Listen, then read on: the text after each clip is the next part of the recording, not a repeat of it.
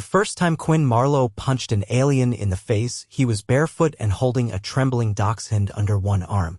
"Put her down," Quinn said, voice low, eyes locked on the tall, blue-scaled creature in front of him. The alien, over 7 feet tall and shaped like someone had fused a snake and a centaur, blinked its narrow eyes. It held Daisy, Quinn's 10-pound, elderly dog, by the scruff between 2 clawed fingers, turning her slightly as if inspecting a defective tool. "This organism is non-essential," the alien said with a voice that buzzed like a wasp in a jar. "Your compliance will be more effective without attachment." Quinn didn't answer. He stepped forward, slowly, barefoot on cold steel, and drove his fist as hard as he could into the alien's face. The alien dropped Daisy.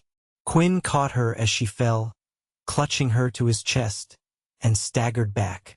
His knuckles were bleeding, and the pain hit him like a wave, but he didn't blink. The alien reeled, its head cocked at an odd angle. It made a warbling sound, stumbled back a step, then collapsed in a heap. Quinn looked down at Daisy, who was shaking but alive. "You good?" he whispered. She licked his chin. That's when the alarm klaxons started. 3 days earlier, Quinn had been in his backyard in southern Arizona, grilling chicken thighs with one hand and tossing a tennis ball for Daisy with the other. The sun was low, the beer was cold, and he was debating whether to go back to school for a master's in environmental engineering when the sky cracked open. Literally, a seam appeared above the desert, a long, jagged tear like someone had sliced the atmosphere. A ship, black, angular, and massive, slid through. Quinn dropped the beer. Daisy barked once and ran to his side. By the time the military arrived, the ship had deployed drones to scan and catalog life forms. It didn't ask for permission. It didn't respond to hails. It simply hovered there, silent and menacing, casting a shadow that stretched for miles. Quinn hadn't planned to get involved. He was a civil engineer, not a soldier. But on day 2, while he and Daisy were driving to his sister's house in Flagstaff, one of the drones swooped down and tried to take Daisy. It hadn't gone well for the drone. Quinn had totaled his truck, slamming it into the thing.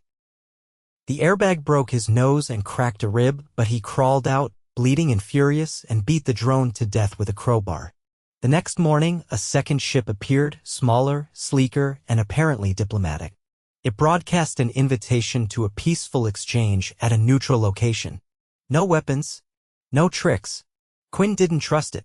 But Daisy had been acting strange, lethargic, distant, and he had a feeling they weren't done with her.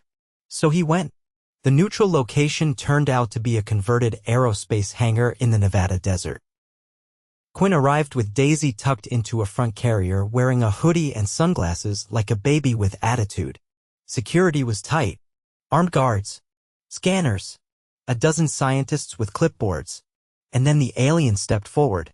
Long, serpentine body, blue scales that shimmered like oil. It introduced itself as Sinvarin of the Silex Collective. It didn't look at Quinn. It looked at Daisy.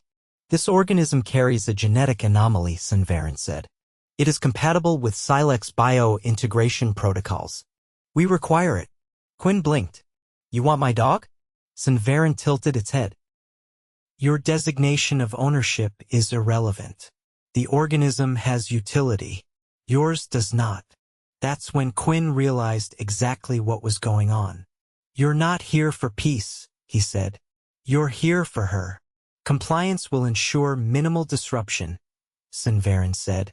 Quinn turned, started walking toward the exit. 2 guards blocked his path.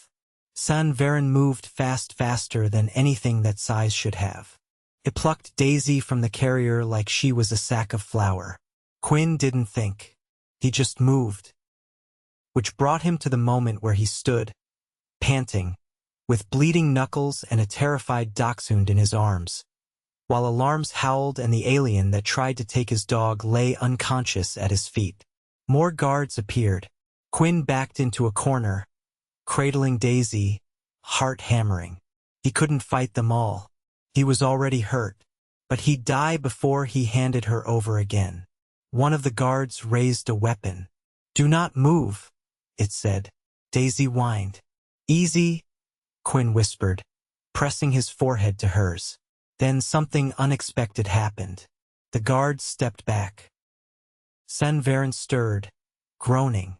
A new voice echoed through the hangar. "Hold, human Quinn Marlowe. You will not be harmed." A different alien walked forward. Smaller, gray skin, long limbs, eyes like polished stone. It wore a robe instead of armor. "I am Thren," it said. "I apologize for Sanverin's aggression.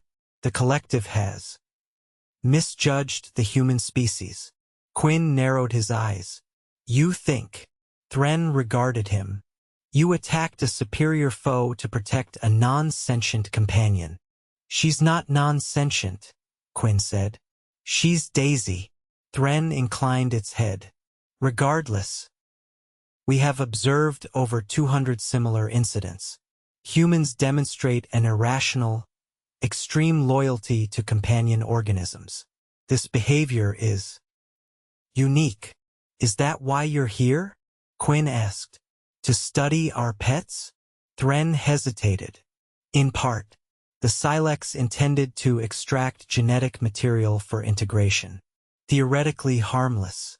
But your reaction and the reactions of others indicate this would be unwise." Quinn took a step forward. "You think?" Thren didn't flinch. "We are correcting course. Sanverin will be reprimanded. The collective will not interfere further." "You better not," Quinn said. "Next time I won't stop at a punch." Thren looked at Daisy. "Her loyalty to you is also unusual." "She's a dog," Quinn said. "You treat her like property. You miss the whole point." Thren nodded slowly. "We understand now. We will depart." And they did. The ships left Earth 2 days later. No more drones. No more scans. Just gone. Quinn spent the next month recovering. A broken rib, a fractured finger, mild concussion. He followed his doctor's orders, took his meds, did his physical therapy. Daisy never left his side. 6 weeks after the incident, he got a letter paper, not electronic. No return address. Inside was a single sentence. "Never stand between a human and their pet." Quinn pinned it to his fridge. He still didn't know what the Silex had wanted from Daisy. Maybe her genome had something weird. Maybe her loyalty was a threat. Didn't matter. All he knew was this. If anything tried to take her again, they'd have to go through him first. And this time he'd wear shoes. 2 weeks after the hangar incident, Quinn sat in a folding chair in the backyard of his sister's house. A compression bandage still wrapped around his ribs. Watching Daisy burrow into a pile of garden mulch like it owed her money. The sky was clear again. No seams, no ships, just a few clouds loafing around. Quinn's left hand trembled slightly when he reached for the glass of water beside him, the nerves in his knuckles still misfiring from the swelling. He flexed them slowly, trying to coax the stiffness out. "You're not supposed to be lifting anything heavier than a sandwich," said a voice behind him. "Good thing I'm only lifting emotional baggage," Quinn said without turning. His sister emerged from the sliding door, carrying a bowl of cut strawberries and an expression halfway between worry and exasperation. "You know you've already been on the news twice this week?" she said, handing him the bowl. "Didn't watch it. They keep calling you the dog defender of Earth." Quinn rolled his eyes. "Sounds like a comic book that gets canceled after 2 issues. She sat beside him, folding her legs under herself. "They're saying more of those aliens might still be around. That some of them didn't leave when the ships did." "They probably didn't," Quinn muttered, watching Daisy emerge from the mulch with a triumphant stick in her mouth. "The diplomatic one, the gray one, it said the collective misjudged us. That doesn't sound like a full retreat. Sounds like regrouping." She chewed on that for a moment. "And you're just gonna sit out here with a busted rib and wait for them to show up again?" "I'm not waiting for anything," Quinn said. "But if they come, I'm not hiding either."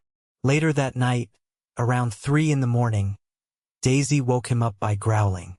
Not barking. Growling. Low and steady, like a warning bell only she could hear. Quinn sat up too fast and immediately regretted it, clutching his side. He reached for the flashlight by the bed and swept it around the room. Nothing. Probably a raccoon, he whispered. Daisy didn't look convinced.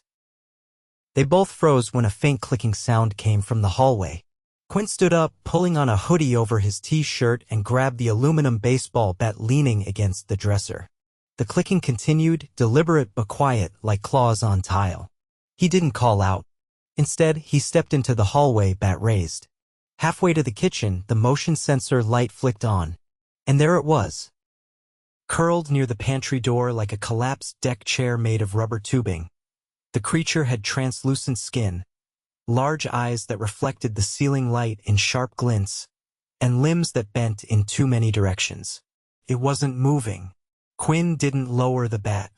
Daisy skittered forward and sniffed the air, then let out a single sharp bark.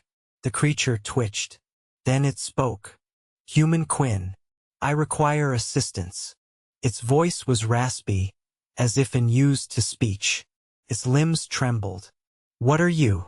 Quinn asked, not lowering the bat. "I am called Relic." "I was left behind. On purpose." "Unclear." Quinn stayed where he was. "Why are you in my house?" "My exosuit failed. I sought shelter. Your perimeter was unguarded." "It's a backyard," Quinn said. "Not a military installation." "I am aware. I reviewed your property schematics before entry." "Of course you did," Quinn muttered. "I did not intend to cause alarm," Relic said. "But I have sustained damage. I require medical intervention." "Yeah, well, I'm not a doctor. I have studied your first aid protocols." "You mean you Googled it?" "I accessed the open internet." It was informative but contradictory. Quinn finally lowered the bat a few inches. "What kind of damage are we talking?" Relic shifted, revealing a tear along its side. Something thick and pale oozed from the wound, and Quinn winced. "Jesus. I apologize for the mess. You bleeding out on my linoleum is the least weird thing that's happened this month," Quinn muttered, then turned back toward the hallway. "Stay there. Don't touch anything." He returned with a med kit, a bottle of rubbing alcohol, a roll of gauze, and a dish towel. Daisy padded behind him, watching Relic like a suspicious librarian. Relic didn't move as Quinn knelt beside it. "I'm not stitching anything," Quinn said. "I'll clean it, wrap it, and that's it." "That is acceptable." Quinn poured the alcohol over the wound. Relic tensed but didn't cry out. "This is probably going to scar," Quinn said. "I do not value aesthetic symmetry." "Well, good," Quinn muttered. After 10 minutes, he finished wrapping the wound. The gauze stuck awkwardly to Relic's slick skin, but it held. Quinn sat back, hand on his ribs, breathing hard. "You done bleeding all over my floor?" he asked. "Yes. You owe me a mop." Relic blinked slowly. "I do not possess currency." "Figures." They sat in silence for a moment. Then Relic said, "Why did you assist me?" "Because you asked." "But I am unknown. Potentially hostile. You didn't try to take Daisy." Relic turned its head toward the little dog, who was now curled at Quinn's feet, half asleep. "She appears ill-equipped for combat." "She's not a weapon," Quinn said. "She's family." Relic didn't respond. Eventually, Quinn stood with a grunt. "You can stay in the garage tonight. I'll bring you a blanket and something to drink. I do not process liquids. You'll still get a blanket." The next morning, Quinn's sister nearly dropped her coffee when she opened the garage door and found Relic sitting cross-legged on a yoga mat, Daisy asleep in its lap. Quinn explained. "Badly.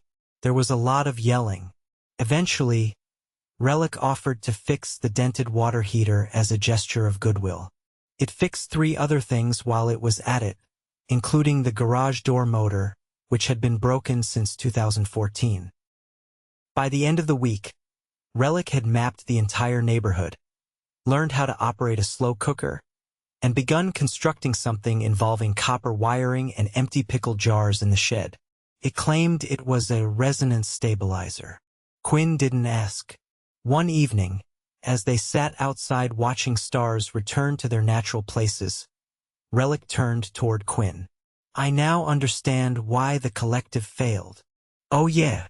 They attempted to assess value using only measurable output. Sounds like a spreadsheet with delusions of grandeur. They did not account for irrational loyalty, emotional reciprocity, protective instinct. These are not variables in their model. Quinn leaned back in his chair. We're not great at logic when it comes to the people or dogs we care about. That is evident. Daisy stretched, yawned, and flopped beside Relic's foot. She trusts you now, Quinn said. I did not expect that. Neither did I. They sat in silence again until Quinn added, if more of you show up, the kind that think they can just take what they want, I will not assist them. Good. The stars blinked, indifferent but present. From the porch, his sister called out that dinner was ready. Relic stood, awkward but steady, and followed him inside. In the kitchen, Daisy waited under the table, tail thumping lazily as if nothing could possibly go wrong. And for the first time in a while, Quinn almost believed it. By the time the repair drone exploded in the neighbor's koi pond, Quinn had already told Relic 3 separate times that using repurposed ceiling fan motors for energy calibration was a bad idea. I did not anticipate aquatic interference, Relic said flatly, dripping pond water and bits of lily pad as he stood on the gravel path in the backyard, his long limbs glistening in the porch light. Quinn stared at the scorched hole in the pond liner and the last, unfortunate koi flopping under a bush. You owe the Petersons a fish funeral. I will construct a suitable replacement organism. That's not how apologies work. They have not responded to my previous attempts at reconciliation. Because you left a jar full of glowing gel on their doorstep with a note that said, for your sadness thing. I believed it was a gesture of healing. They thought it was uranium. Relic? Relic blinked, his large pupils adjusting. I will update my approach.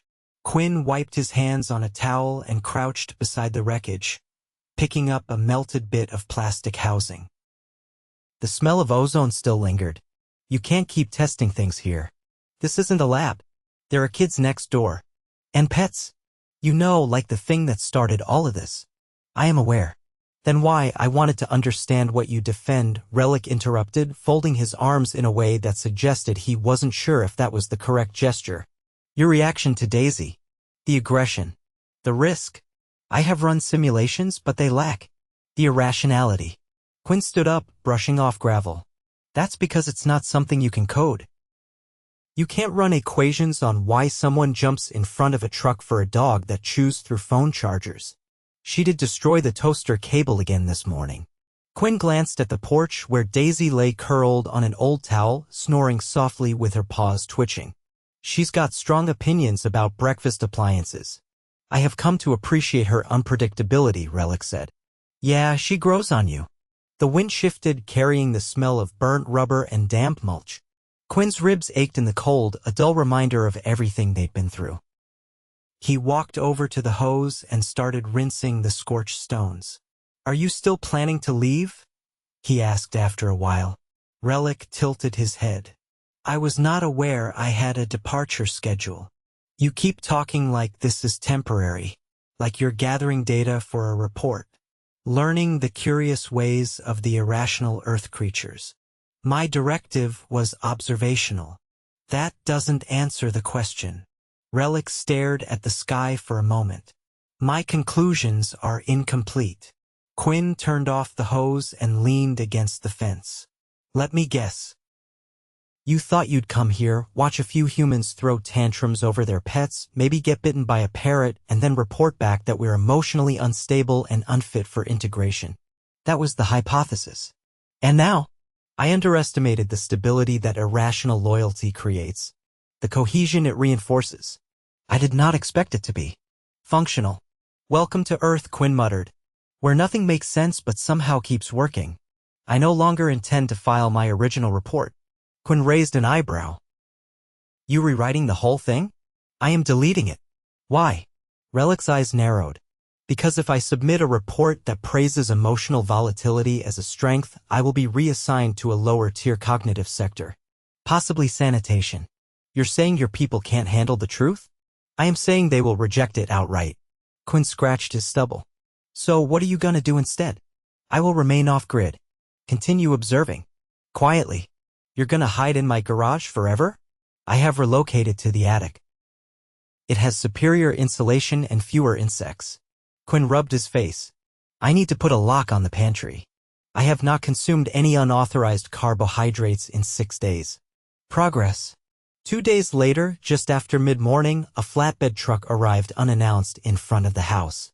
It carried a crate the size of a small van, wrapped in silver thermal shielding and marked with symbols Quinn didn't recognize. He opened the front door slowly, Daisy close behind, and watched as the driver, a human, disinterested and chewing gum, handed him a clipboard. Delivery 4. Quinn Marlowe, the man asked, squinting at the manifest. Yeah? Sign here. Don't ask me what it is, I just haul. Quinn signed and the truck rolled off. The crate sat silent in the driveway. Relic emerged from the side gate, his posture tense. This was not in any of my projections. You think it's from the collective? Relic approached the crate cautiously, scanning it with a handheld device that looked suspiciously like a modified leaf blower. No active energy signatures. No volatile compounds. But the external etching contains diplomatic glyphs. This is a sanctioned object. Quinn examined the symbol's elegant curves and dots etched into the surface like calligraphy. So open it. I do not recommend that. Well, I didn't sign for it just to let it sit here and freak out the mailman. With the crowbar borrowed from the neighbor's shed, Quinn pried the crate open. Inside sat a sleek, metallic capsule no larger than a microwave. The top surface shimmered faintly and a soft chime sounded as it powered on. Then, without warning, it projected a holographic image into the air. A figure appeared, gray-skinned, robed, familiar. Thren. I offer this message without expectation, the projection began. The collective has withdrawn, but not all voices within it agree with the decision. Some wish to understand instead of dominate. The image flickered. You, human Quinn, demonstrated a boundary we had not encountered. An instinct that defies analysis. This is not weakness. It is protection born from meaning. The image shifted to show Daisy, captured mid-leap during the hangar incident, her ears flapping and teeth bared. Quinn blinked. How did they? The drones recorded everything, Relic said. Thren's voice continued. This capsule contains no weapon, no surveillance, no demand. Only a record. A tribute, perhaps, to something we did not expect. The refusal to surrender what matters. The projection ended. The capsule made a soft sound, like an exhale, and opened.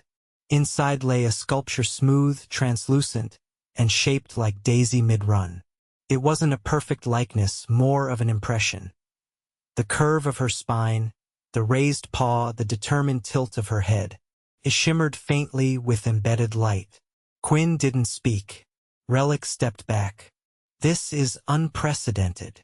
No threats. No warnings. Just art. Relic examined the sculpture closely. There are no tracking nodes.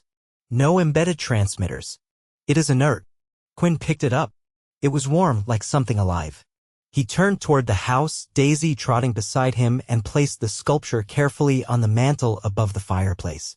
Later, as the sun dipped below the trees and the shadows stretched long, Quinn sat on the porch with a blanket over his knees. Relic joined him, holding a mug of hot broth. I don't think they'll come back, Quinn said. Not officially. And unofficially? They've learned what happens when they push too far. Quinn nodded. Let's just hope they don't forget. Daisy barked once at a squirrel, then promptly fell asleep in Quinn's lap. Above them, the sky was calm. No seams. No ships. Just stars, patient and far away. And for once, that was enough.